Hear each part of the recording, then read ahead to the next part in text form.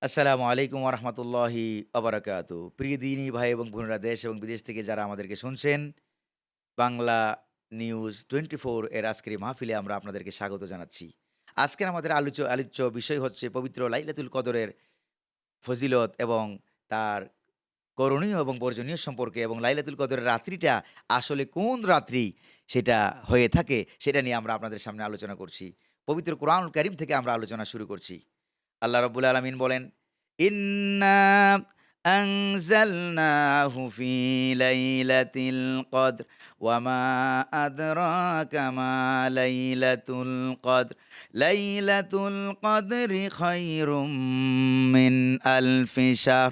তানাজ্জালুল মালাইকাতু war রূহু ফিহা বিইذনি রাব্বিহিম মিন কুল্লি আমর। সালামুন হিয়া হাত্তা মাতলাইল ফাজর।" সাদাকাল্লাহুল আযীম। মহাগ্রন্থ পবিত্র কোরআনুল কারীমের এই সূরা নাম হলো সূরা আল কদর। এই লাইলাতুল কদরের রাত্রির এতই গুরুত্ব, এতই শান, এতই মান যে আল্লাহ সুবহানাহু ওয়া তাআলা এই লাইলাতুল কদরের নামে কোরআনুল কারীমে একটা সূরা নাজিল করে দিয়েছেন। আল্লাহ রাব্বুল আলামিন বলেন, "নবী, আমি আপনার কাছে কোরআনুল কারীমকে কদরের রাত্রিতে নাজিল করে দিয়েছি। আর আপনি কি জানেন কদরের রাত্রি কাকে বলে? খায়রুম মিন আলফি শাহর। এই রাত্রিটা হলো হাজার মাসের চাইতে আরো অনেক উত্তম।" এই মর্মে এই সূরাটা নাজিল হওয়ার আগে একজন সাহাবী নবী করিম সাল্লাল্লাহু আলাইহি সাল্লামের কাছে প্রশ্ন করেছিলেন যে, "ইয়া রাসূলাল্লাহ, ইয়া হাবিবাল্লাহ, অন্যান্য নবীর উম্মতেরা ১০০ বছর, ২০০ বছর, ৩০০ বছর, ৫০০ বছর, ৯০০ বছর, ১০০০ বছর হায়াত পেয়ে তারা নামাজ পড়েছে, তারা রোজা রেখেছে, তারা অনেক ইবাদত করেছে। আমরা হায়াত পাই ৫০ বছর, ৬০ বছর, ৭০ বছর। অন্যান্য নবীর উম্মতেরা তো আমাদের চাইতে সওয়াবের দিক দিয়ে অনেক ঊর্ধ্বে চলে গেল।" নবী করিম সাল্লাল্লাহু আলাইহি সাল্লাম বলেন, "সাহাবীরা হতাশ হইও না।" সুবহানাল্লাহ। ও আমার সাহাবীরা হতাশ হইও না। এমন একটা রাত আল্লাহ রাব্বুল আলামিন তোমাদেরকে নাজিল করে দিয়েছেন। জীবনে যদি একবার এই রাতটা পেয়ে যাও, তাহলে ওই রাত্রিতে ইবাদত করলে পরে হাজার মাসের চাইতেও বেশি সওয়াব আল্লাহ তোমার আমলনামায় দান করবেন। এত সুন্দর একটা রাত লাইলাতুল কদরের রাত। এই রাত্রিটা কোনটা? পবিত্র মাহে রমজানের শেষ দশকে এটা হয়ে থাকে। শেষ দশকে হয়ে থাকে। নবী করিম সাল্লাল্লাহু আলাইহি ওয়াসাল্লাম এই রাত্রি সম্পর্কে সাহাবায়ে কেরামের প্রশ্নের সময় নবী করিম সাল্লাল্লাহু আলাইহি ওয়াসাল্লাম বলেছেন, এই লাইলাতুল কদর হয়ে থাকে ফিল আশরিল আওয়াখিরি মিন রমাদান। হাদিস শরীফে এসেছে রমজান মুবারকের শেষ দশকের রাত্রিতে এটা হয়ে থাকে। এরপরে নবী করিম সাল্লাল্লাহু আলাইহি সাল্লাম আরও একটু সহজ করে দিয়েছেন আমাদের জন্য, এই রাত্রিটা যাতে করে পালন করতে আমাদের জন্য সুবিধা হয়। এজন্য এরপরে হুজুর বলেন, "ফাতলুবুহা ফিল বিত্রি মিনহা।" এই রাত্রিটা তোমরা বিশেষ করে রমজান মাসের শেষ দশকের বিজুর রাত্রিগুলিতে তোমরা এটা তালাশ করো। অর্থাৎ ২১-এর রজনী, ২৩-এর রজনী, ২৫-এর রজনী, ২৭-এর রজনী, ২৯-এর রজনী, এই ৫টি রাত্রির যেকোনো একটি রাত লাইলাতুল কদর হবেই হবে, কোনো সন্দেহ নাই। এই লাইলাতুল কদরে আমরা কি করব? ইবাদতটা কেমনে করব?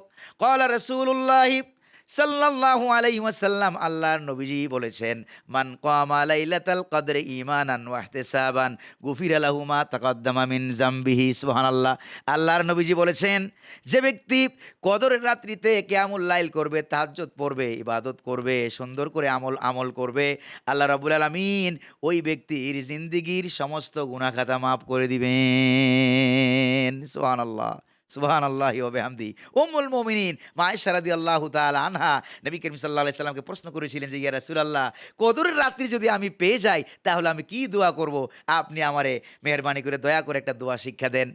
আল্লাহর নবী বললেন, শোনো রে আয়েশা, কদরের রাত্রি যদি তুমি পেয়ে যাও তাহলে তুমি দোয়া পড়বা, আল্লাহুম্মা ইন্নাকা আফুউন তুহিব্বুল আফওয়া ফাফু আন্নি। দোয়াটা আরেকবার পড়ি, আল্লাহুম্মা ইন্নাকা আফুউন তুহিব্বুল আফওয়া ফাফু আন্নি। আল্লাহ তাআলা তুমি দয়াময়, তুমি ক্ষমাশীল, ক্ষমা করাটাকেই তুমি পছন্দ করো, কাজেই দয়া করে মেহেরবানি করে আমাকে মাফ করে দাও। এই হলো দোয়া। কদর রাত্রিতে নামাজ, জিকির আজকার, কোরআনুল কারীম তেলাওয়াত, ভালো ভালো কাজ করা, তাসবিহ তাহলিল পড়া, আর পাশাপাশি সুন্দর করে দোয়াগুলি পড়া। আর কদর রাত্রি পাওয়ার পরেও যে ব্যক্তি কদর রাত্রিতে আমল করবে না, কদর রাত্রির রহমত বরকত থেকে যে ব্যক্তি বঞ্চিত হয়ে যাবে, ক্বালান নবী সাল্লাল্লাহু আলাইহি ওয়াসাল্লাম, আল্লাহর নবীজি বলেছেন, যে ব্যক্তি কদরের রাত্রির বরকত থেকে বঞ্চিত হবে, মান হুরিমা খাইরাহা ফাকাদ হুরিম, ওই ব্যক্তি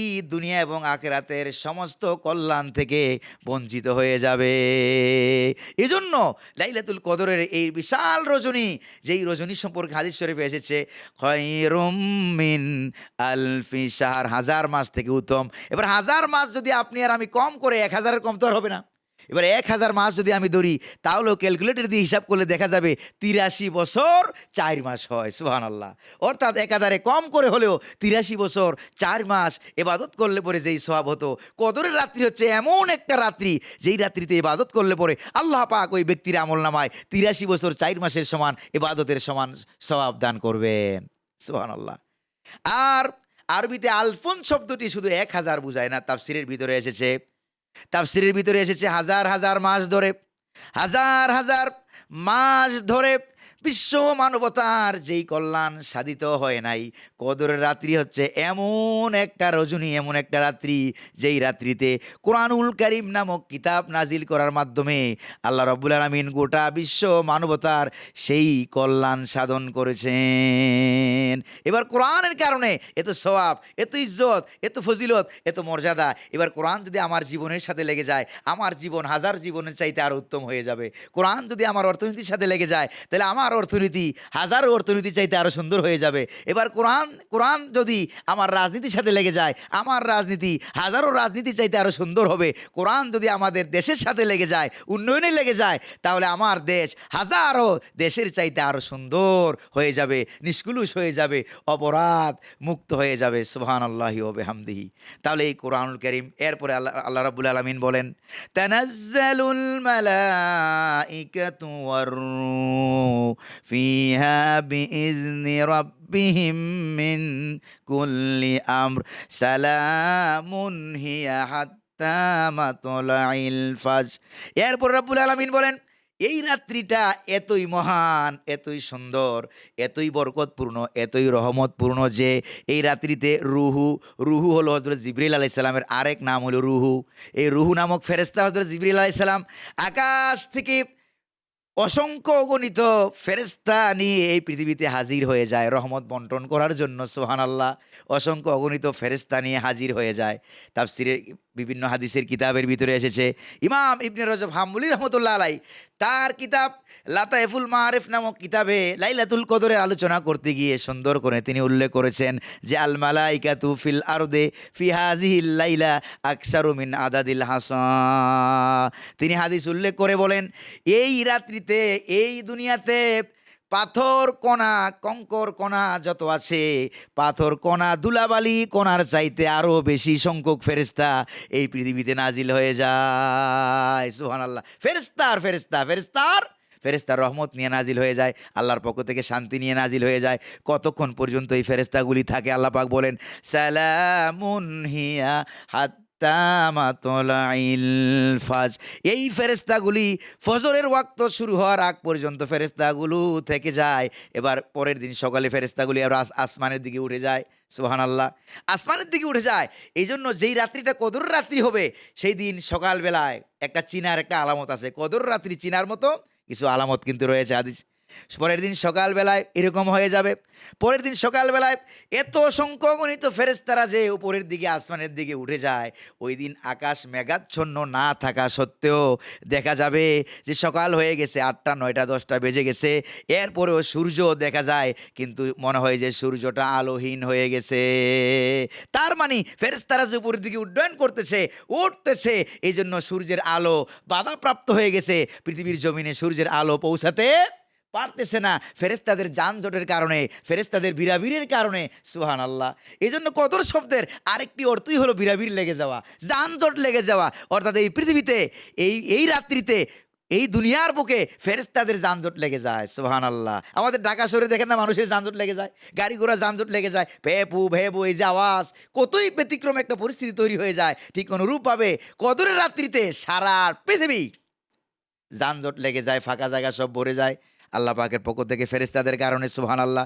এইজন্য এত এত ফেরেশতা পাওয়ার পরেও যে ব্যক্তি কদরের রাত্রিতে আল্লাহর পক্ষ থেকে ক্ষমা চাইয়া নিতে পারলো না, মাপ চাইয়া নিতে পারলো না, ওই ব্যক্তির চাইতে হতভাগা আর কেউ নাই। এবার কদর রাত্রি চিনার আরেকটি আলামত হলো, আগের রাত্রে হয়তোবা কোনো বুজুর্গ ব্যক্তিকে আল্লাহ পাক স্বপ্নে দেখাইয়া দিতে পারেন। এটা তার জন্যই দলিল হয়ে যাবে, এই রাত্রিটা বেজুর রাত্রির এই রাত্রিটাই কদরের রাত্রি, এরকম দেখায় আল্লাহ সুবহানাহু ওয়া তাআলা দিতে পারেন।